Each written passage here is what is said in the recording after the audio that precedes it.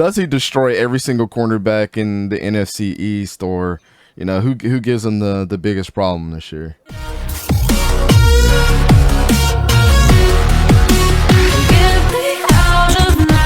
Terry McLaurin. Everybody knows how I feel about this guy, man. You know what I'm saying? He finally extended.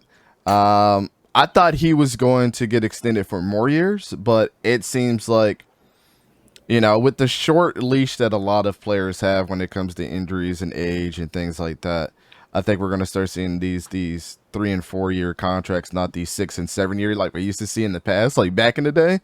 Yeah. Because there's no guarantees. But since Sora is new to the show, we'll go ahead and let you chime in on this one, man. How'd you feel when you saw the contract? As an Eagles fan, I forgot to preface that. Yeah, upset because I'm an Eagles fan. Arguably the best wide receiver in the NFC East. Was praying that he went literally anywhere else, because that would have been a huge blow to Washington. This is probably the most successful thing Washington's done in years, extending this guy.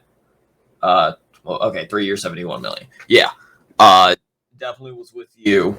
Kind of surprised it wasn't at most 4 years, but yeah, Terry McLaurin coming back is going to be huge for Washington. And I guess Carson Wentz, even though I still have no faith in him, but I know I'm probably not alone on that battlefield, but I know I'm one of the ones on this podcast alone on that. So yeah. Definitely a good, probably the best move of the offseason for Washington. Right. Yeah, well, as an Eagles fan, it does suck because you got to deal with this, this for 3 more years, honestly. But, Don's the other Eagles fan over there. Granted, he didn't do much against us, but yes. Yeah. I mean, he'll only get better. The more you play these teams. I mean, yeah, absolutely.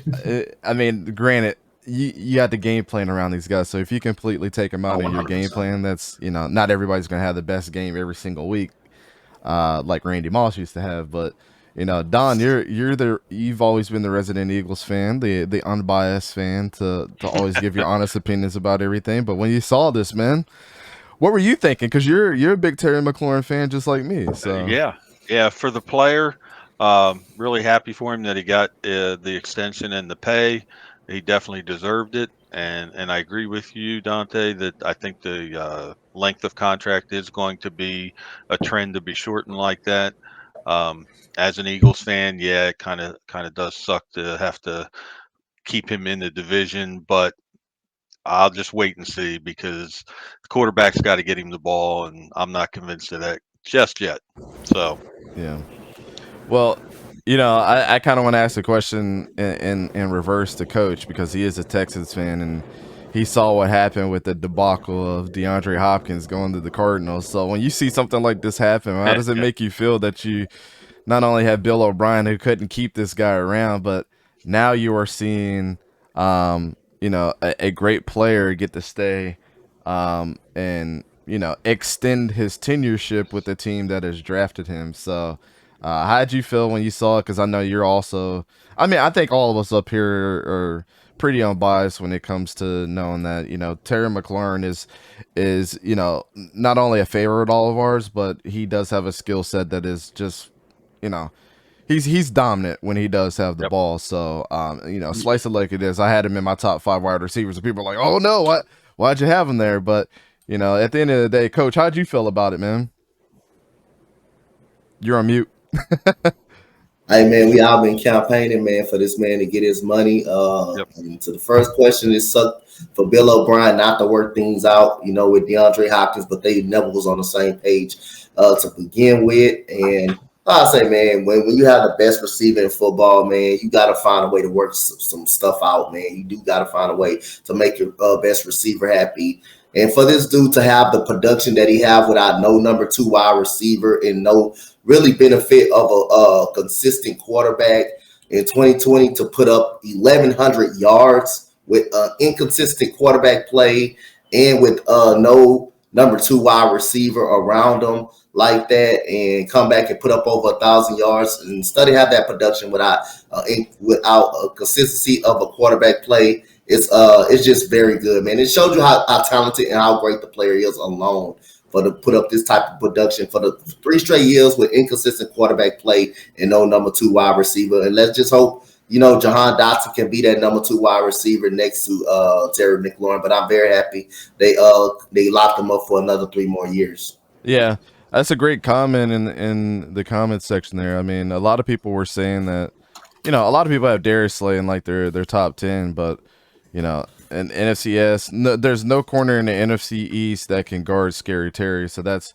coming from Rio in the comment section. I mean, how do you guys feel about that? Because as Sora was saying, he doesn't have that, quite the success that he has against other teams, like he, with the Eagles being said, because their secondary always locks him up. And I mean, how much is that due to game planning, or how much is that due to just Darius Slay being that good? But what do you guys feel about that? Do you think this is going to be not only a confidence booster for him, or do you think think about all the cornerbacks that are in the NFC East. Can any cornerback realistically one-on-one without game planning lock this guy up? Don't all go at once. Okay. I didn't know there was specific. Without game plan, no. With game plan, yeah. I mean, like you said earlier, you 100% game plan around this guy. Confidence boost, I don't know. I kind of feel like he might feel disrespected by how short it is by only 3 years and $70 million. I think he's still going to play because he loves the game, but I don't know if he'll be like, oh, I got paid, I'm with the team, we're good, big confidence boost, bigger year. You're still going to see a big year out of him, but I don't know if it's going to be a major confidence boost because of the length of the contract. Yeah. Yeah, I mean, maybe Darius Slay. I'm just trying to go through my mind of, Trayvon Diggs is high risk, high reward, and I do put him in front of Darius Slay because of the turnover factor. I think we talked about that before. James Bradbury is now part of the Eagles, so he has to deal with 2 headaches there wherever he lines up. But I think outside of the Eagles, he doesn't have trouble anywhere else. He's gonna have like 200 yards in both of the Giants games. It's yeah. And Don, what's your thoughts on that? Do you think he struggles against anybody? I wouldn't say struggles. It depends on the game plan. I do think you're correct that the Eagles are going to pose the biggest problem for him in the East. But still, like I said before, the quarterback has to get him the ball. Yeah. And if he's going to underthrow, if he's going to overthrow, it's just going to make it easier on the defense. Right. And Coach, I know the AFC South has bolstered their, especially in the draft, but you got to deal with Adrian Terrell and Derek Stingley Jr. and, our boy out of the Colts. Like, what's your thoughts? I mean, does he destroy every single cornerback in the NFC East, or, who gives him the biggest problem this year? You muted again. I think the Eagles give him the biggest problem, like everybody said. Like, more the Giants and the Cowboys, more game planning. You got to think more game planning is going to come. I don't think Trayvon Diggs can guard a one-on-one, but I think Slay can give him. I'm not going to say Slay can even stop him. I think he can make him work for every yard. I think he can just kind of make him work. I'm not going to say he's going to shut him down. I think he can just kind of make him work. Sometimes he's going to be able to win some battles. Sometimes Terry McLaurin, being a great receiver that he is going to be able to win some battles as well. But with the other 2 teams, I believe it's going to be definitely more game planning.